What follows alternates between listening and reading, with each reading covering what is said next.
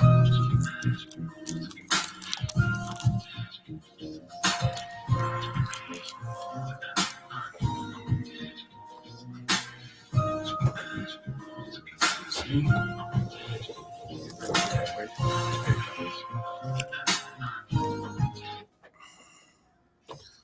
good evening, Saginaw. This is Kareem Bowen, and you tuned into another edition of Straight Talk with Kareem Bowen.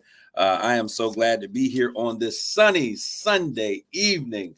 I am in the studio today with my main man, the Rob Father. Rob, what's going on, my man? Give a shout out to the people. What's on your mind? There's a lot on my mind. I don't want to talk about it now. Well, I celebrated my 62nd birthday this past Wednesday. Rob, 62nd. He don't look a year over 45. Thank you. That's what they're telling me. Good genes and healthy living, I guess. I guess so. So we're so glad to be here on today. For those of you who are listening to us on the radio, on your FM dial 107.1 FM, I want to thank you guys for tuning in. A shout out to my man, Jeffrey Bulls, first one in the stream. And to those of you who are watching along social media stream, we certainly thank you. We want you to like, tag, and share this conversation with your friends, family. I feel my people coming in. We're going to talk today. I want to talk a little bit. We're going to talk about two key things today before at the end of the show, or moving into the show. I want to talk about what happened in Buffalo, that Buffalo massacre. Absolutely crazy. But I also want to talk a little bit about Juneteenth. That is right around the corner. And as I told you, I was motivated by what I saw on last week. I think it was last Saturday for Cinco de Mayo. Such a great turnout by our Hispanic community in reference to that second war of land territory against the French. And they celebrate this holiday, and they did it in great fashion here in the city of Saginaw. Saginaw hosted what was, I believe, to be the largest Cinco de Mayo parade in the state of Michigan, with nearly about 20,000 people who have shown up and were part of the celebration. Lines around the park at, I forgot the name of the Jolt Event Center Park. I think that's a new name. Right. Jolt Credit Union. Jolt Credit Union Event Park. Is that correct? Something of that nature? Well, I know it's named Jolt, so the credit union is Jolt Credit Union. Jolt Credit Union. Which used to be Catholic Federal. Yes. So it's now Jolt Credit Union Event Park. I think is the actual name of the park. Yeah. Bounce houses, food trucks, the entire shebang. And I believe that we have something to celebrate. This is the first year that President Biden, or last year was the first year that President Biden made it an official holiday. And so I think that there's a cause for celebration. So I need you all to lean in with me on this conversation as we begin to talk about what's very important. But I got in the studio with me the foxy, the vivacious, the beautiful, the charming. She's my little sister, y'all. I call her Sparker. Her real grown-up name is Devanya Brown. Devanya, how are you doing today? I'm well. She is well. And normally I talk about what's on my mind, but what she is doing is really where I'm at right now. I'm feeling this space. I've been operating in this space, and I'm really excited about what you're doing. We're going to talk a little bit about Roe versus Wade in the man, but I want to talk to her just a little bit about this programming that you're doing for all of our little princesses. What is the topic of this program? What's the name of the program again? The program is I Am God's Princess. It's a girls' conference for girls ages 6 to 14. And this year, we've actually opened it up to 15-year-olds if they're interested in coming. So 6 to 15-year-olds. Okay, so why now? You guys have to understand why you would think that she thinks that she's equipped to do this program.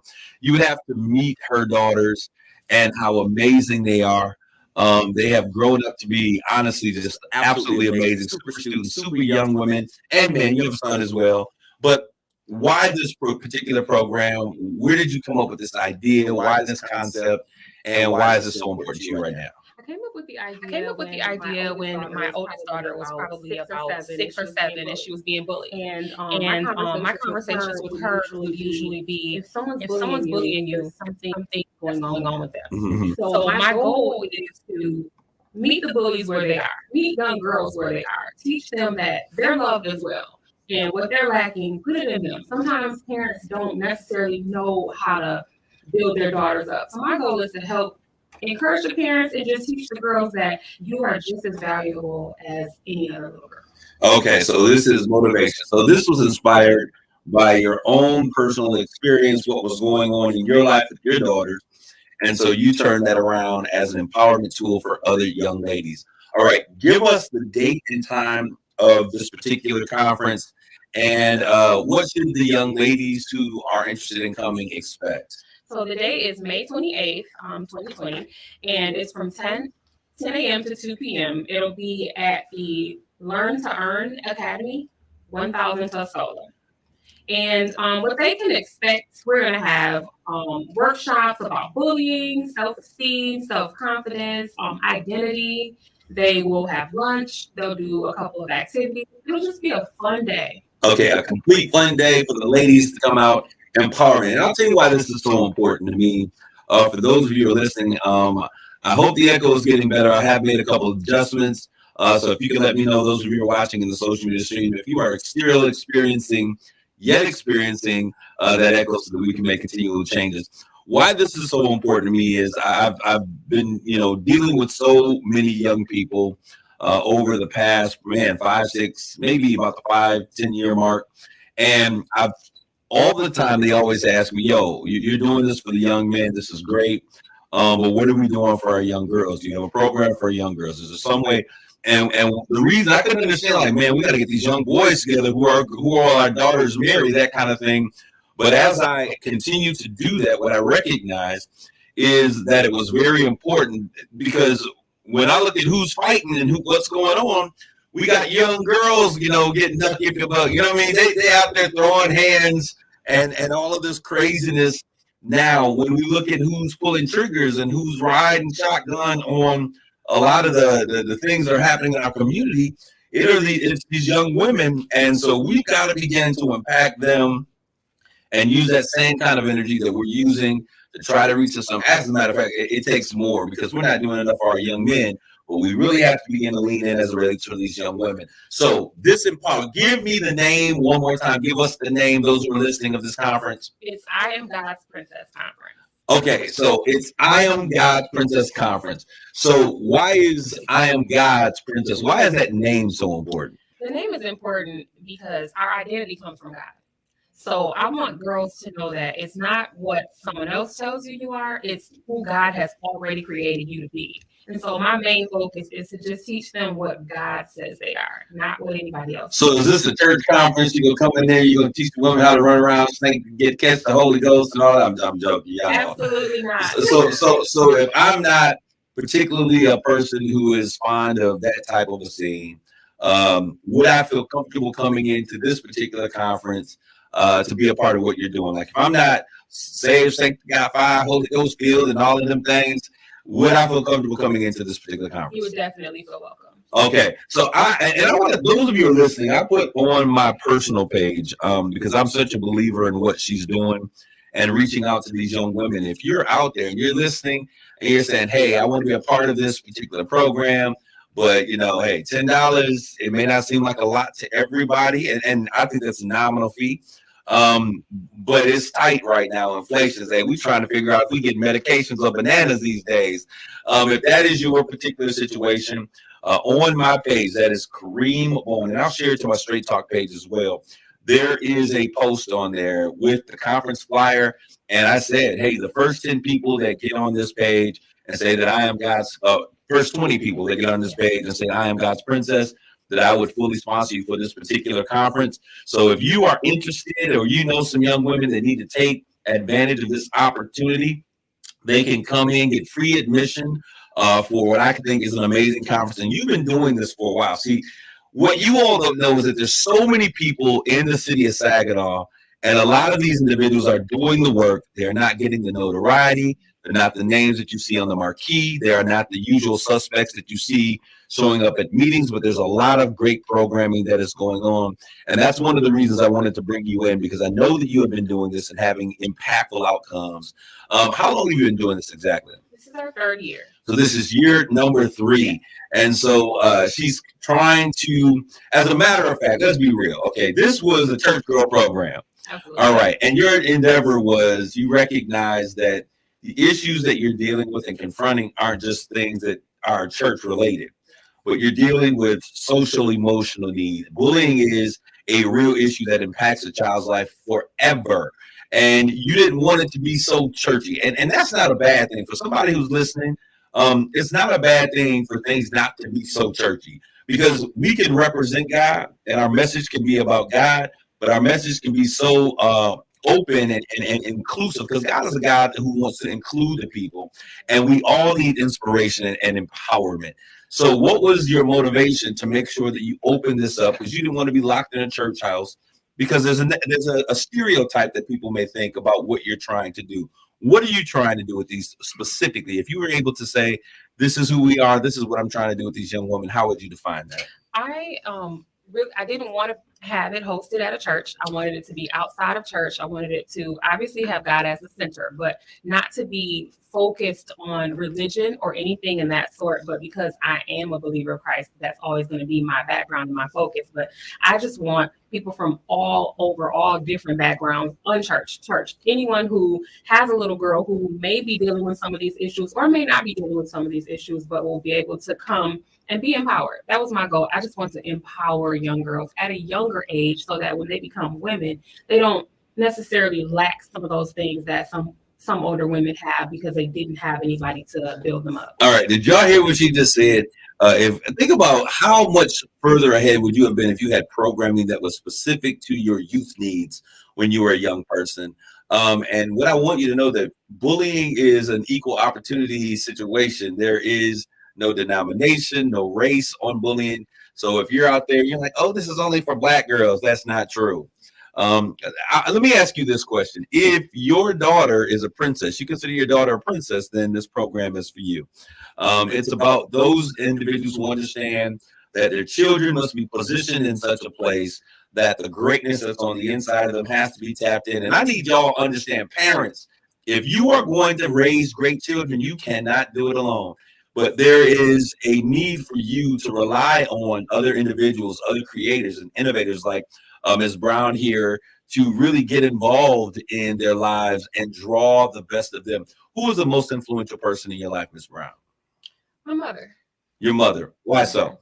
Because my mother was the first person to build me up as a little girl. I didn't lack in confidence or any of that because my mother was always the one telling me, you can do it. You're special. She was always my backbone, and she still is. Hey man, I thank God for that, because growing up as a young girl, you were strong and confident. When you became a teenager, I was like, good Lord, help us all.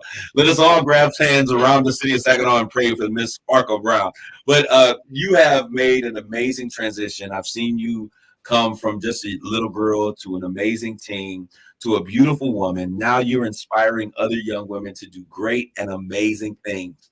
If there was something that you could share with our audience, or with some little young girl that's out there that's listening, that is running across this conversation by accident, what would you share with this young woman, any young woman out there who may be struggling or going through a tough time at the moment?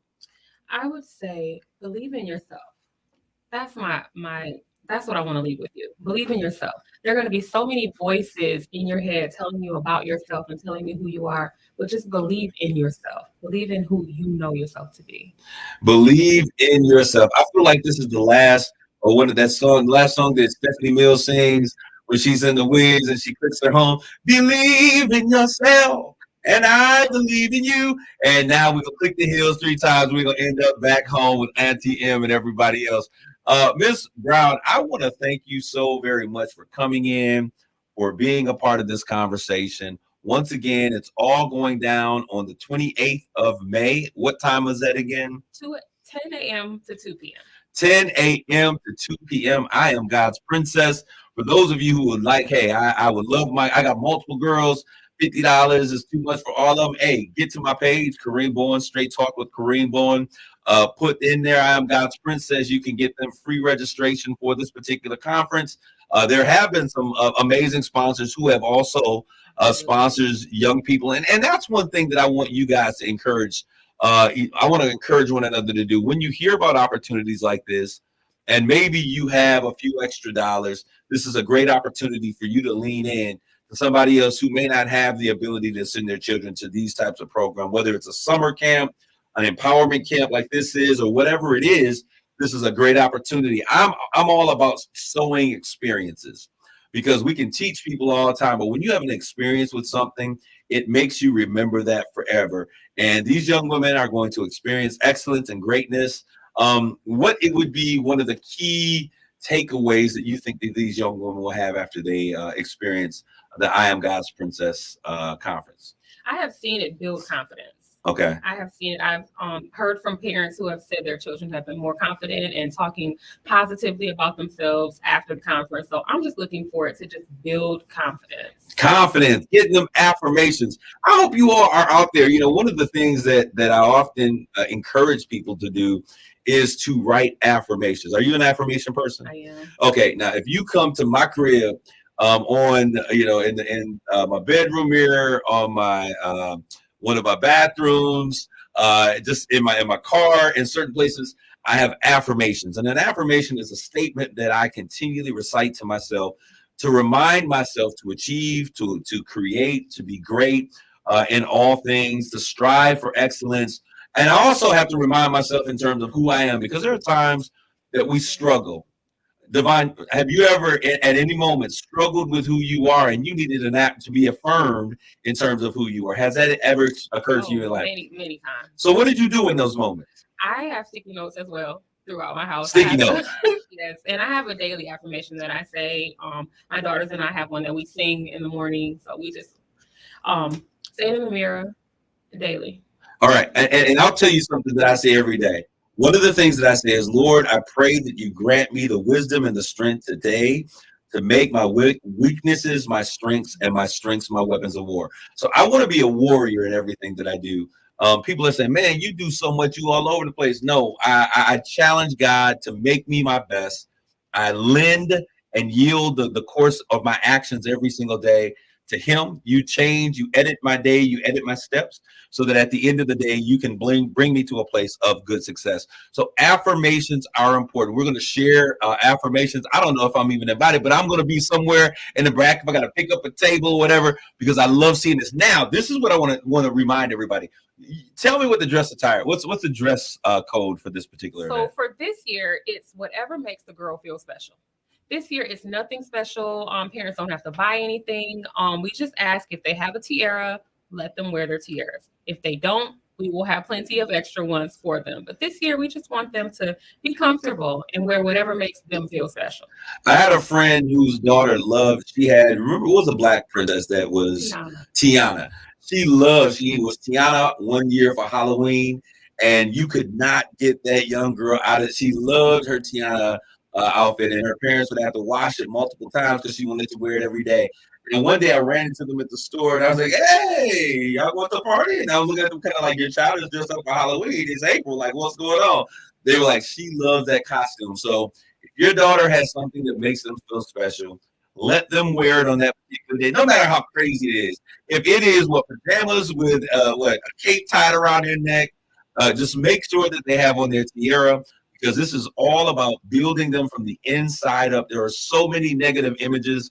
And when we talk about Twitter and Instagram and Snapchat, all of these things do such, women, young girls are negatively affected and impacted in ways, that far exceed what young boys are, because a lot of it deals with images and pictures. And I'm not Kim Kardashian. I don't look like her. Well, it's probably good, because if you saw Kim before all of the plastic surgeries and everything else that went on, you would kind of feel a lot better about this stuff. But they don't show that. They show the airbrushed images of who they are. They show the pictures after they've had nose jobs. And then these become the images that our young girls, especially black and brown girls, come on, you are beautiful. We need to tell them that as often as possible, because it's not portrayed on the screen or in the commercials the way that they should be. So we want to encourage you. We want to empower you. May 28th, it is going down over at, was it the old SBRC complex over there? I think at one time it may have been something else, but what's the address? 1000 Tuscola? Yeah. All right, 1000 Tuscola. Are you on Facebook? We are on Facebook, and it's I Am God's Princess. So you should see it as a group. It's a group, but it's an open group. Okay, so an open group there. And if young ladies want to get involved, if they want to participate, if parents want to enroll their children, once again, give them that information. I Am God's Princess, and you can find us on Eventbrite by typing that same thing in, I Am God's Princess, and it should come up as an event. My name is Devania Brown, so if you see that tag to it, you'll know it's my event. Okay, and how should people contact you? Through Eventbrite? Is there a way to contact you through there? Yes. Okay. I can provide my email, which is, people have been contacting through that. It's Devania Brown, DE, Viz and Victor, ONYA, Brown @yahoo.com. All right, so you guys have heard it. I Am God's Princess, May 28th, going down 1000 Tuscola. Eventbrite, get your little princesses there. Let's empower them. Let's equip them. If daddy or mommy or big sister lets them know that they're beautiful, then these little jacklegs, when they get older, won't be able to handle or say anything to these young women. But when we fail to empower them and equip them and make sure that they are both mental and emotionally stable, then they are fodder for the enemy to do whatever they desire. I want to thank you for coming out today, Sparkle. We are going to take a quick commercial break on this evening, and then after that, we'll come back. We're going to talk about what took place in Buffalo, that Buffalo massacre, and talk about a little bit what's going to be happening on Juneteenth this year in terms of a celebration. Please hold on, and we'll be right back. You're listening to Straight Talk with Kareem Bowen on KISS 107.1. Culver's could have only started in Wisconsin. Just ask our team member, Marcus. Let's just say you can take the restaurants out of America's Dairyland, but you can't take America's Dairyland out of the restaurants. Like the real Wisconsin cheese on our juicy butter burgers, the farm fresh dairy in our fresh frozen custard, even our crispy golden Wisconsin cheese curds. It may sound cheesy, but we love where we come from at Culver's. Almost as much as we love sharing it with our guests. Welcome to Delicious. One more reason Culver's could have only started in Wisconsin. Just take it from our team member, Sarah. When you order a Culver's Butterburger, you're never just a customer. You're a guest in our home. See, where we come from, people do right by each other. It's why we cook each Butterburger just for you. Go down to getting the perfect sear on a small town thing, but it's big time important to us. Come on in and let us serve you with a smile that stretches from our house down to yours. Oh, no, no, she's fine. RocketGrabPlus.com. Why would you pay full price when you know you can save money at RocketGrabPlus.com? Check out our deals going on right now from Salon Blue, Day Spa and Boutique, 120 Fitness, Uplift Creative Center, Woody's Hot Dogs, Wonder Burger, and King's Fish and more. Half off? Yeah, it's true. And it's all at RocketGrabPlus.com. RocketGrabPlus.com. Okay. I didn't take it off. Oh, okay. Macy's Monday sale is going on now with great deals today. I didn't hear it either. 60% off versatile suits and blazers for him, and 55% off Charter Club damask sheets and bedding. Plus, find the perfect accessory with 40 to 50% off designer handbags and wallets. And get even more great deals like these on the Macy's app. Download it for free today. Savings off sale and clearance prices. Exclusions apply.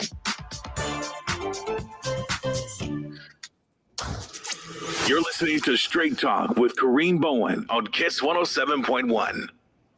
Wow, this is Kareem Bowen, and I'm coming back in real time, and there's some stuff that's happening right now.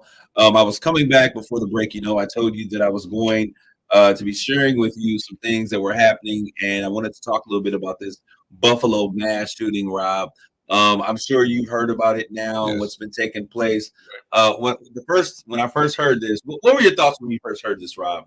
But thoughts all the time, not again.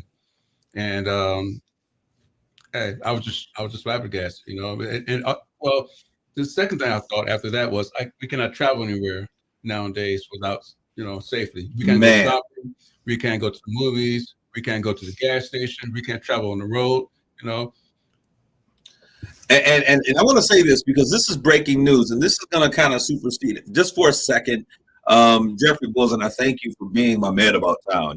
He's my on the road in the community ear and eye and ears. But he said that there's a breaking news: 1 person is dead and 5 others are injured in a shooting at Southern California Church. The Orange County Sheriff's Department says it's another mass shooting that has taken place.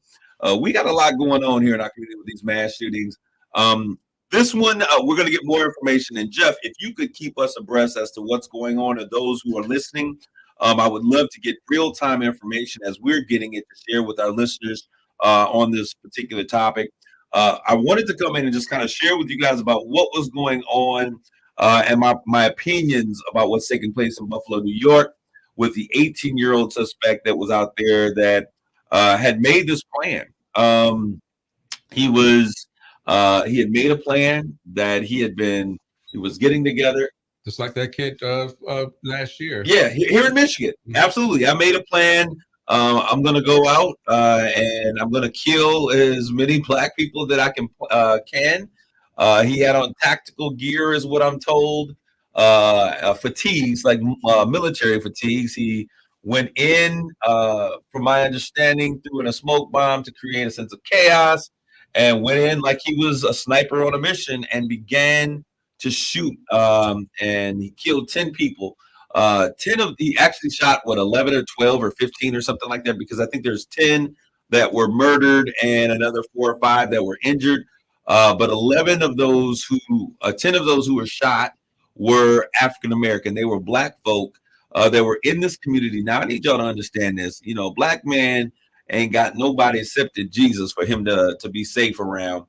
They were in their community, and if you would imagine, during the course of the day, at the time that this took place, kids are in school, older people are at the store, they're buying the things that they have need of. There's a sense of feeling safe because you're in your community.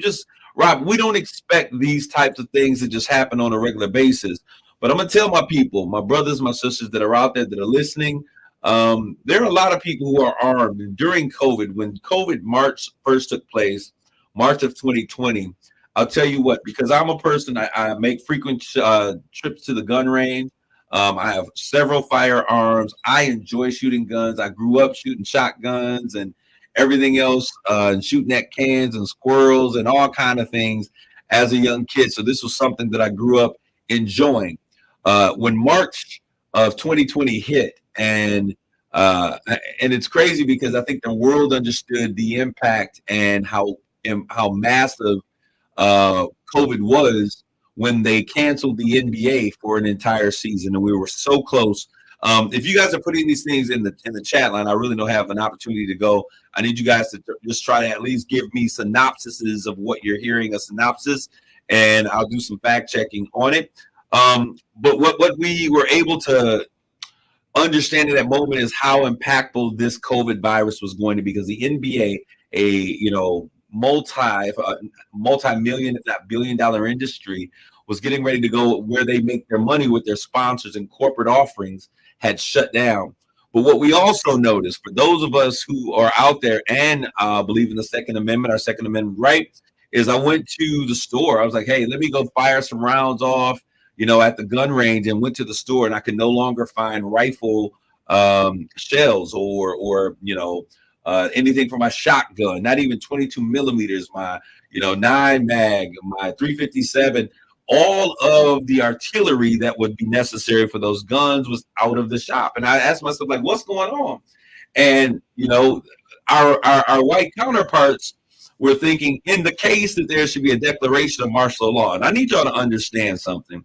When we talk about these types of situations, when we see what took place here in Buffalo with this 18-year-old boy, and so what this lets you know is that he was a part of a hate group, a skinhead, or whatever they are, one of these groups that think that they are being done wrong in this country, and the country is being taken from them.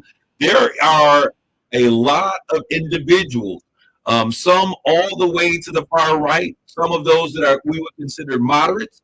There are a lot of people in this nation who feel that black and brown folks are taking over territory and opportunities and things that once belonged to them. You got to understand, when you're dealing with the people who have a sense of entitlement, that they feel as though this is their land. We've heard that said before, Rob, that this is their country, that these are their jobs, that, we should stay in our place, go back to our country.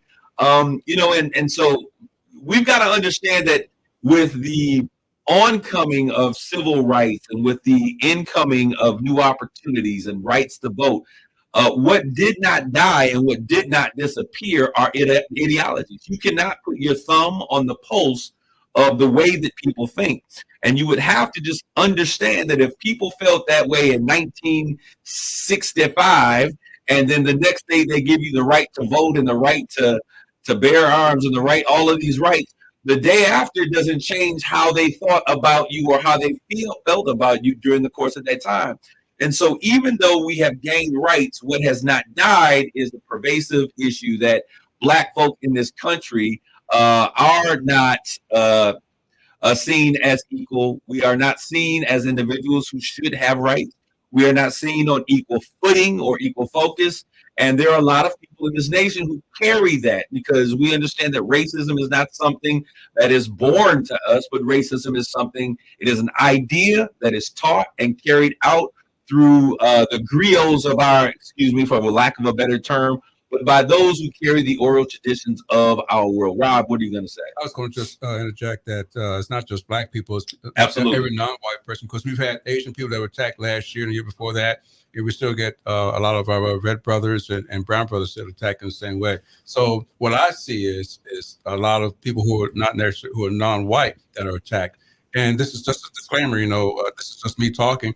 We know that it's not every white person doing it. Absolutely. So it's just a matter of these people who, as you said, had an ideology that does not change and still want to see things happening towards their way about welcoming diversity. And Dennis Berlin, you're putting something in here, Malcolm X, opera, I'm not sure exactly what that is, but if you can share with me in the screen what it is that you're talking about in layman's terms and words, we'll greatly appreciate it, Rob. I just read there's a shooting in Minneapolis where my son is living right now. So we got 3 mass shootings, not only in on today. I think yesterday. Today's the 14th. Today's the 15th, so it happened yesterday. So we had 3 shootings, 2 yesterday and 1 today. I think we talk about Buffalo. Absolutely.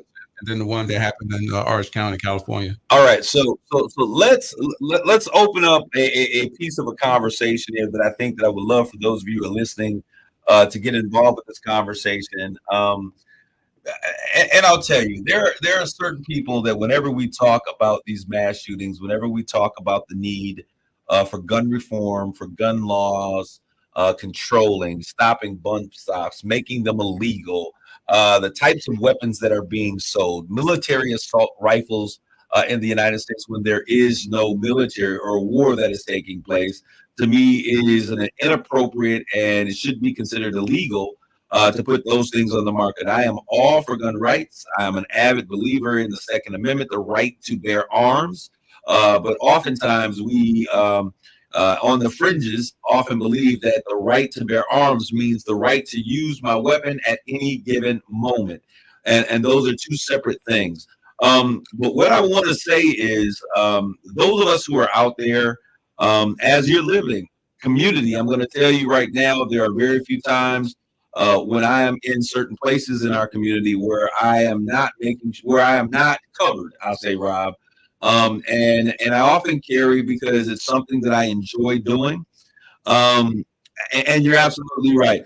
Jeff says, shifting the conversation to gun control is a distraction. The culprit is white supremacy. Well, Jeff, I think that there are 2 issues there, because I think that gun control is an issue. And because if that is the weapon of choice, they're not throwing knives and sticks at folks, they're throwing guns at folks. And one of the reasons why they fear or they desire not to put bans on certain type of weaponry, because it is a choice or the weapons of choice of a particular group of people, white supremacists in particular, who are very key and very fundamentally, because they understand that money is power. And I believe that if we were able to pull hoods and watch and follow folks to where they go and listen to emails and text messages, we would be so surprised, or maybe not surprised, where some of these dollars are coming from. Because I think that there are many people who's in this thing that they smile in your face all the time trying to take your place. Yep. The backstabbers, the OJs. The OJ said it best. I think that there's a lot of people out there. And in our community, I got to say this about my people, because I think that we as Black people, we are beautiful people. We are lovely people. We are empowered. We are gifted. We are talented. but oftentimes we are often a bit, what's the word I want to use, Rob? Where we just give everybody the right and the opportunity, and they say, I'm sorry. And I believe that, because I believe forgiveness is important. I believe letting things go, but we are quick to forget. There's one thing that you can forgive, but you have to begin to position yourself. After you slap me twice, I don't have any more cheeks to turn. And so that it means that I have to now see you as what you are, what you are poised to be, and that is an enemy. And in many cases, we see that at the other end of these barrels that are shooting, and I feel bad when this happens in any community, but on the other end of these barrels happens to be a people of color, whether it's in Atlanta with the Asian hate crime situation that took place, or here in Buffalo, New York, the situation that is taking place now. We're hearing that on yesterday in Minneapolis, another mass shooting taking place, and one that is taking place right now in Orange County, California. So we will see these situations take place. We'll feel bad about these situations, Rob, and then what do we do about them? Absolutely nothing. Well, we forget Maya Angelou's line when she says, if someone shows you who they are, believe them. And it's so obvious whatnot. We are forgiving people, but still, you're right, we forget. And we have 400 years to realize, and we're trying to move ahead. We're trying to be a better person. We're trying to, we can't forget what happened to us necessarily, but then sometimes we get to the route where we're so busy fighting amongst ourselves, we forget the outside what's going on, which brings us down anyway. Well, I want to say this, Rob, not only that we're fighting against ourselves, because I'll tell you, the first time we start talking about, police officers killing Black brothers, we talk about these, mass shootings. The first thing that I'm often asked by our counterparts is, "What about Black on Black crime?" And I get tired of that conversation. Well, yeah, I agree with you because it's a misnomer. Exactly. It's not even a real thing. It's a figment of your imagination. You kill the people around that you live. You rob from the people in the areas that you operate. There's white on white crime for that same matter. And as a matter of fact, if we were to look and we were to look at the statistics, we would then find that most of our most heinous, aggressive, violent crimes, especially those concerning weapons and firearms, are middle-aged white men. Yep. So I don't allow people to get me confused or to try to throw me off topic by having those conversations. But what I think that we must have a conversation is that America is a very angry and a divided place. Is everybody in the world like this? Absolutely not. Is all of our nation like this, Rob? You would think so, the way things have been going. By the way that things have gone, but I don't think that everybody is like that. And I think that we have a far number of us who have a desire to see things better. But I'm going to say this. Many of those who desire to see things better, they fall short at just that, just having a desire and not being willing to aggressively stand up. And Angela Davis said it best, and I feel like I'm saying this quote a million times over, that in a racist society, and America is a racist society, we have had some strides. We have come a long way in some instances, but like what we see happening with Roe versus Wade, what we see happening with voting rights, there is a large contingency of folk who want us to revert back a good 40, 50 years. And some of the strides that we have made as individuals and as a nation were not necessarily seen as good strides for Black folks, for women, for people, POCs, and ADOS, African descendants of slaves. They were not things that were embraced by everybody. So you can't think that everybody's excited. And so there's a good contingency of people, and they have power. How do we know that they have power? Because laws haven't changed. Right. How do we know that they have power? Because policies haven't changed. Attitudes have not changed. How do we? Yeah, attitudes have not changed. But how do we know that they have power? Because systems haven't changed. When in our nation we continually see what I consider the hunting season of a Black man or a Black woman continually being pervasive in our day-to-day ongoings, it's becoming so obvious and evident and such a regular portion of what we do every day that a lot of people have just stopped. They've stopped, even reporting on these things. We get an email link, we see it, we're upset, and we go on to the next day and we see it happen all over again. Rob? See, and that's one of the reasons when you don't pay attention why we have voter apathy to this very day. We've had voter apathy since I was a teenager out there getting people to vote. I wasn't even old enough to vote yet. I worked with C. Dolores Tucker years ago as a kid to get people out to vote in the Philadelphia area. So even to this day, there's still see voter apathy. I mean, the large time we've had voters come out, people come out to vote, was when President Obama was running. But why do you think? Okay, and I said that because if you vote, you vote the right people in office who follow the policies, whatnot. A lot of the stuff can change. We want to be a progressive country, but we're backwards every time something happens. But I want to ask the question: why do you think we have voter apathy, Rob? Okay, we are we're different generations here, right? And I think that our opinions may be a little different. But what are the reasons you would think that we have voter apathy? I think a lot of it because a lot of people are afraid to shake the tree. A lot of people are afraid to move on, and there's a stigma that, well, nothing's going to happen if I do it anyway. Older people may want to vote, but then if you got younger people who are in office, or even older people who are in a position of power or privilege, okay, like the Mitch McConnell, for example, okay, who forget where they come from, even though he was on programs that got him through to where he is today, and forget everybody else. Of course, people say, well, that's a good old boy program. And so the good old boy program stays in effect. Women get affected. LGBT people get affected. People of color get affected because we don't change the system, and we're afraid to change the system, and we don't go out there and protest peacefully to get what we want done. Okay, I got to put on I'm going to change over and put on my activist shirt on for a second, and I'm going to give you my real honest opinion as to why I think that there is such great voter apathy within the Black community. We continually tell Black folks if they show up and they show out that we'll win an election. And this is after we have candidates who don't look like us, or candidates who do look like us but don't have the experiences that many of us have embraced as being a part of the Black experience. And we don't trust them. We don't trust our own people. And so these individuals come in, they make us some promises, they talk about what's going to happen, that if we get out and we vote and we flood the polls. Joe Biden is in office not because of any other organization, any other political group, or any other voting block other than Black folks who got out and they were voting. And what was their motivating point? Because they didn't want another racist, a blatant racist, I should say, because there have been other racists who have occupied the White House. They did not want another racist to occupy the White House. And so the reason why I think apathy sets in is because we had good folk Negro that were coming up when you were coming up, that were fighting the battles and fighting the faith, and we got the right to vote. And we had, the Jesse Jacksons, the Malcolm X's, the Martin Luther Kings, the Marcus, all of these individuals who were making things happen in the Black community. Right. And we saw that our vote then had power. Right. But what took place is that we have this idea to begin to identify with our oppressors. Some people fall in love with their oppressors. It's called the Stockholm syndrome, where you have this apathy and this desire for those people who have done you wrong. And there has been a progression of many Black folk, whether it was well-intended or whether they just felt like they were like Wheezy and George and they were moving on up to the east side, who turned in their, I don't want to say their Black card, but their card for the movement and the progression of Black rights. They compromised their own. Because they had arrived, because they were given a privilege, they were given access to a room that they could not control nor sit at a table, or were given a seat at the table with a microphone that does not work.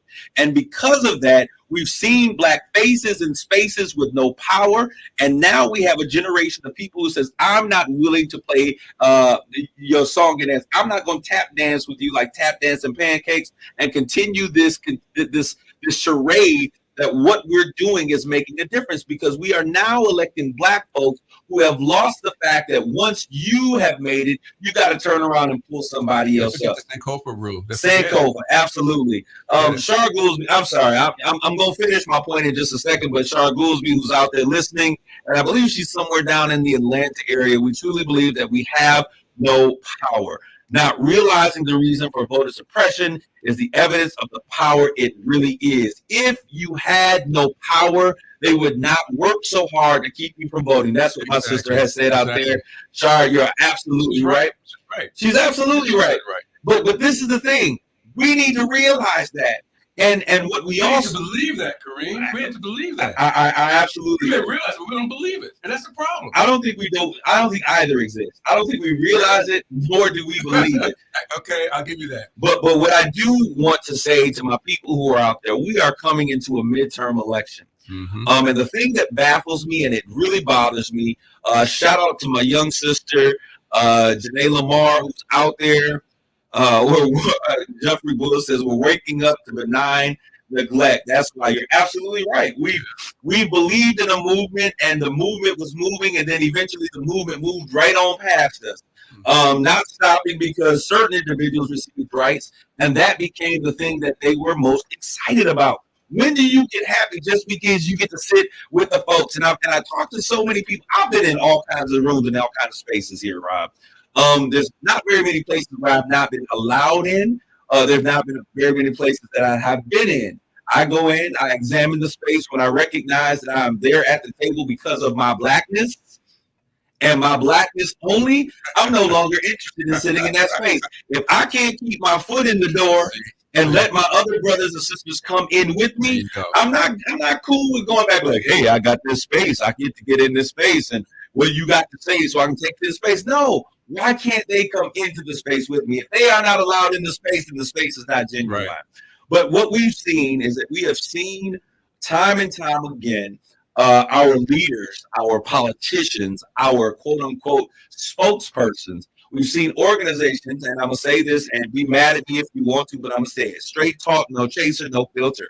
We've seen organizations like the ACLU, the organizations like the NAACP, kowtow and become pompous black folk in our community and not necessarily look for how we are going to move forward in a manner that everyone is included. So when I say black, I mean all black, not just educated, highfalutin, college graduated black folks, which I happen to be one of. So I'm not talking about you, but I'm talking about a governance or a grouping of systems on why our black young people, especially, are apathetic toward the system that we say that they need to believe in. Right. So what needs to happen? What needs to happen? And if you're offended, I'm certainly sorry that you're offended. I don't apologize for anything that I've said because I really meant what I said, Rob. I mean, I meant what I said. So if you're not a part of that system, then you shouldn't be offended. But what needs to happen in our community is that we really need to be able to do like what I see happening. I talked with Rosa Holiday. Rosa Holiday is very involved in the Democratic Party. She met young Janae Lamar, and she sat with her. Janae Lamar is a young black sister who was born and raised here in the city of Saginaw. Rob, I had her come in and talk to the people in the community. She came because she's running for judge. And so the judge seat that is open that she's running for is going to be over basically the family court. It will be where most of our kids that are coming into systems that are going in before the court, she would be playing a key part. Now, those of you who understand how our systems work, if you come in with a family court issue, they go to the same family court judge for all of those issues. So if you get assigned a judge, that becomes your judge as long as you are operating within that particular court system. And so unless you're moving 2 counties away, that same judge is going to see all of the issues that are impacting. Now, how important is it that in a community like Saginaw, where many of our young people are unfairly, unbiasedly pulled over? We say, well, this is what you do. Why did you object to him pulling you out the car? Why is he being pulled over in the first place? What is the reason for this continual interaction with police? Why is it that black young men are having to interact with police officers at a rate that is alarmingly much higher? I'm going on the soapbox, but I'm going somewhere with this. Y'all give me 1 second. So the issue is this. So why not have someone like that who is from the community, who has lived as a young kid? I remember when she was young, her mom, Pam Lamar, I think it was Pam, was so involved, and she brought me in and Jason Richardson, and they were doing these crazy programs for kids. Pastor Eugene Burton, who's out there, was one of her contemporaries that was working with her, and they were impacting young people's lives, keeping them out of the streets, keeping them off of drugs, keeping them. And so when I see her come to me and saying, hey, this is what I want to do, she could have been anywhere else because she's licensed not only in Michigan, but also in 2 other states. I think one of them is California. I think the other is Arizona. She could be out doing amazing things, become a real estate attorney, do whatever she wants to do. Right. But her desire was to come back home and to impact. Now, this is what I'm saying. So we need, if you want to be worth your juice, and I say this, and I know I'm going to get in trouble, but it's all good. if you want to be worth your juice and you think that you are a statesman in our community, and I'm speaking to the NAACP, I'm speaking to all of our fraternal and sorority organizations, I'm speaking to the links in our community. We need to surround ourselves around young Black talent that want to get involved in the judicial and the political systems at an early age. This young woman is poised. She is intelligent. Rosa saw her. She says, "Oh my goodness, Kareem, I am so impressed with who she is. I want to back her 100%." And that has to be the way. We've got to begin to position our young people to get involved, allow them to understand what issues are. When they come, speak, provide a space. And the one thing that I will say that I love is that the NAACP has created a youth Congress that was very active and very informed, and they were doing great things. Yeah, absolutely. And that was one of the things that got me excited. That was one of the reasons I paid dues to join.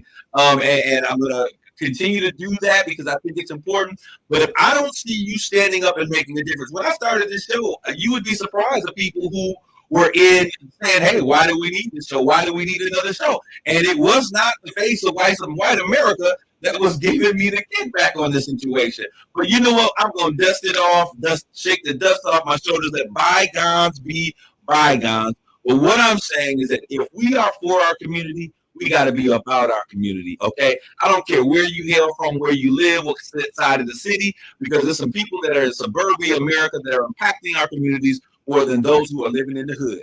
So let's do what we have to. But I'm going to get back to what we were talking about in the first place, Rob, and that is these heinous crimes against Black America. So we have all of these things that are going on, Rob.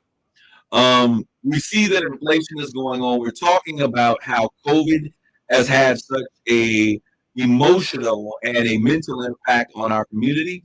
But I beg to differ. I think that the greatest impact, because there were two things that were going on. We're blaming a lot of stuff on COVID and why people acting crazy, but it's really leadership. Exactly. Our leadership has a really big role to play in what was going on. We elected a loudmouth racist into the highest office into our nation. And some of you, "Oh, he's not going to be that bad when you get in." How you know how a person is going to change? You got to judge your candidate based upon what your candidate puts out. And when he said that he's going to grab women by their genitalia, and we still think that it's okay, then you got women who are voting for this clown. Yes, he gets the clown crown again. I wish I had a button that says you get the clown crown. America gets the clown crown for allowing that type of ignorance into our White House, into our sacred offices. So we had this guy out there who stirred the pot, who stirred us at our worst fears, and now individuals who felt the way that they were feeling, living in the hills and the crevices of Kentucky and Ohio or wherever they were. Yes, came out of the woodwork like termites. Absolutely, came out of the wood like termites, Rob. Right, but then there were also those who are. There is an amazing movie, and I refer to this movie all the time. The title of the movie is Falling Down. I think we talked about that. Is it Michael Douglas? Michael Douglas, yes. Michael Douglas. I would encourage you all, because there is a large swath of America who would tell you I'm not racist. That feels much like the character, the key lead character in Falling Down. For those of you listening, Falling Down was about Michael Douglas. He is a middle-aged white man whose wife decides that she no longer wants to be married to him because he's off his rocker. So he loses his wife. He's let go. He blames the fact that he lost his job on the fact of affirmative action, that there was somebody Black that was going to get his job because that was the changing dynamic. They had to hire Black people in. He then is engaged in this whole social aspect of America where the gays are having rights that puts him down. There is a large swath of America who feel that when they sing "this land is your land, this land is my land," that the "your" in this land wasn't a person of color. Exactly. And so they feel as though their rights are being threatened. And so we can say that all of them are in the hills of Kentucky or in Pennsylvania or all of these, outlying areas. But if they can come from the hills of Pennsylvania and go to the streets of Buffalo and create the kind of damage that we see happen, then there is a real problem. All the while, and Jeff, this is one of the things I think you were saying, Jeffrey Bulls was out there when we start talking about gun control, it becomes an issue.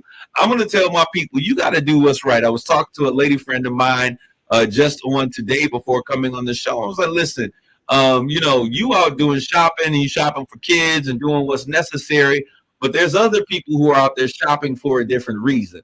So you have to be in a position at all times that you trust, you pray that God covers you, you pray that God allows you to see what's around you. But I think that we also have a responsibility on some basic safety measures of ourselves. Young women, if you're out there, single women especially, get yourself to a gun class. Don't just go buy a gun, but do things the right manner. Get a gun, go out, get licensed, register that gun, hold on to that gun, put it in a safe place, learn how to shoot that gun, and begin to arm yourself with the tools that are necessary for you to be safe.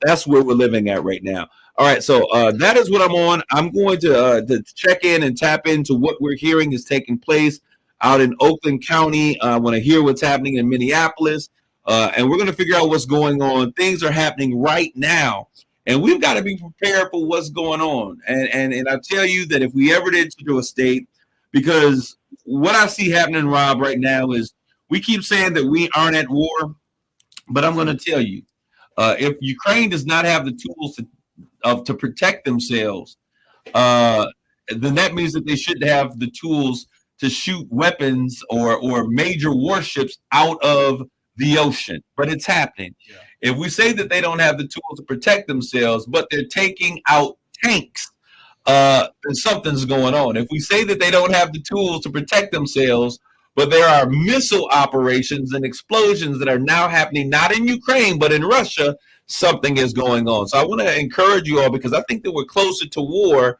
than anyone is saying. And there has been some back information leaked that is suggesting that the United States is playing a greater stake in what's taking place than what we see. And in that case, if we move into a state that you are forced to protect yourself, my thing is be willing and be practical and understanding that may just be what it comes down to. Rob, what were you going to say? No, so the United States and other countries are supplying Ukraine with a lot of weapons that they have. So I wish there are two shows that you can see. I wish you could see the look on my face that when Rob said that the United States is supplying. I believe that they are supplying weapons, but a part of me does not lend to the fact that we are not that far from assisting.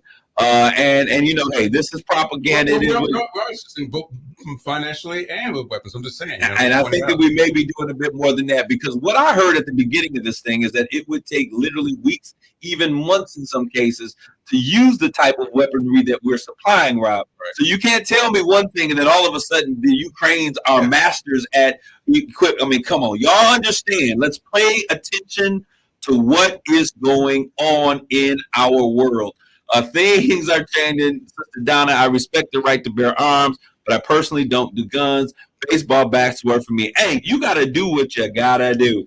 But this is Kareem, and we're here with Straight Talk. And next week, I did not get to what I wanted to talk about today because I got on one. And sometimes you just got to get it out. I told my church today as we were talking that sometimes we have to be willing to disrupt the system. And I see what you're doing out there, and there's so many people that are organizing in our community, which is absolutely beautiful. Good trouble. A good and necessary trouble. Okay, so I'm going to take a pause. I'm going to relax, relate, and release. Okay, because I've been on one. But I want to thank you guys for tuning in today. We're going to get into this conversation. We're going to talk about Juneteenth. Next week, we're going to talk about Juneteenth. I told you guys we were going to talk about what was happening with single and power and all. We're going to do that in June. But next week, we're going to begin our conversation on Juneteenth. We're going to talk about why it's important for us to celebrate. The city of Saginaw has not officially declared Juneteenth as a holiday, as I understand it. I'm hoping that this year we will make that official declaration. But, hey, yours truly has taken this on the mantle. I'm going to be running with this parade. I'm going to be calling your organization group to be a part of this thing. We're going to make it happen. It's getting ready to go down. I pray that God keeps and covers each and every one of you. I thank you for tuning in. And like I said, we can change anything that we can have a conversation about. This is Kareem tuning off. Straight talk, no chaser, no filter. See you next week. Grace and peace. Straight Talk with Kareem Bowen on KISS 107.1. Saginaw, did they make it official in Saginaw? Did they make Juneteenth official?